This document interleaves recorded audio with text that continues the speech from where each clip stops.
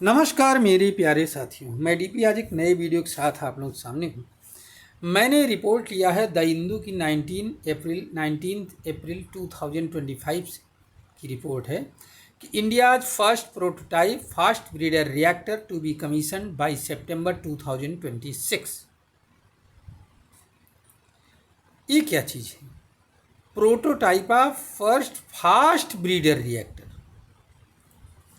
तो यहाँ पर हमें जानना ज़रूरी है कि विश्व में जहाँ कहीं भी न्यूक्लियर प्रोग्राम चल रहा है, फिलहाल भारत के कंटेक्स्ट में हम बात करेंगे कि भारत में जो भी न्यूक्लियर प्रोग्राम चल रहा है वो 3 स्टेज का है।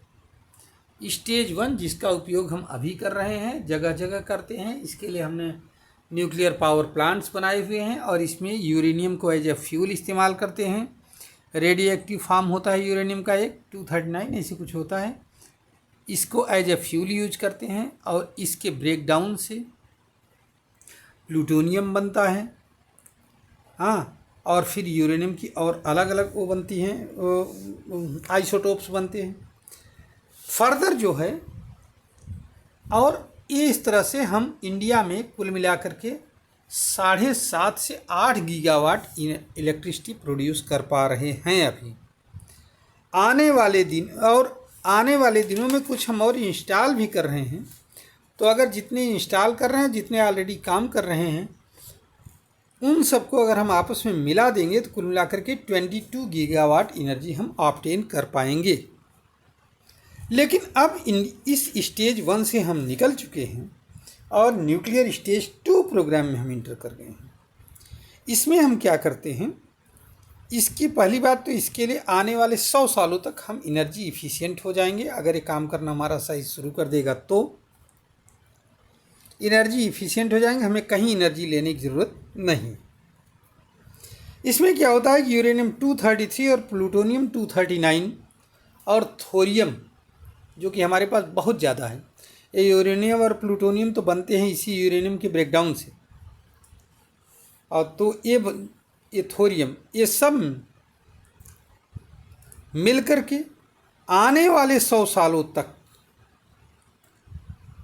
एनर्जी देते रहेंगे रिएक्टर को, और हमारा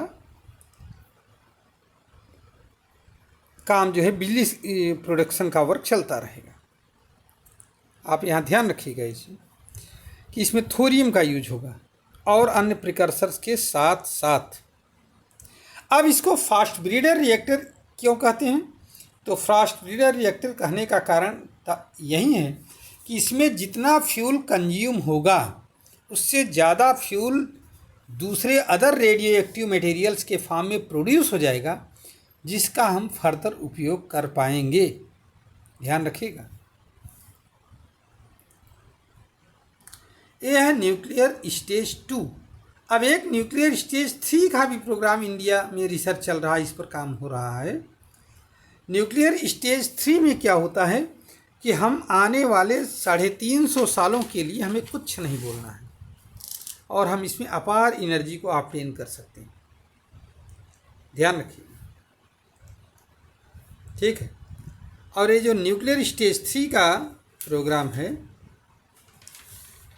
ये भी जो है क्या है कि सेल्फ सस्टेनिंग स्टेज है। क्या है? सेल्फ सस्टेनिंग स्टेज, ठीक।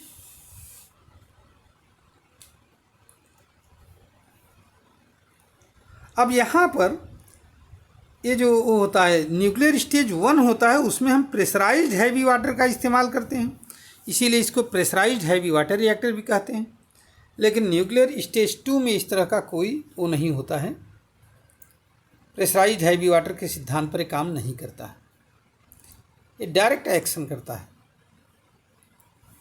ठीक है।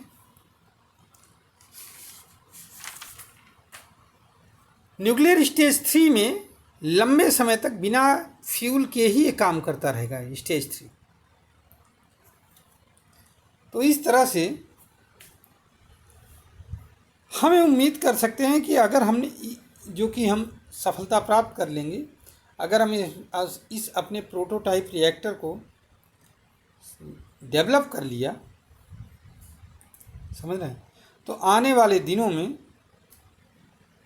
हम क्या करेंगे, इसमें एक लंबा वर्क कर सकते हैं और हम लोग एनर्जी इफिशिएंट बन सकते हैं। चलिए मैं अपना वीडियो यहीं पर समाप्त कर रहा हूँ। उम्मीद है कि आप लोग इस वीडियो को सुनोगे। धन्यवाद, नमस्कार, जय हिंद, जय भारत, वंदे मातरम।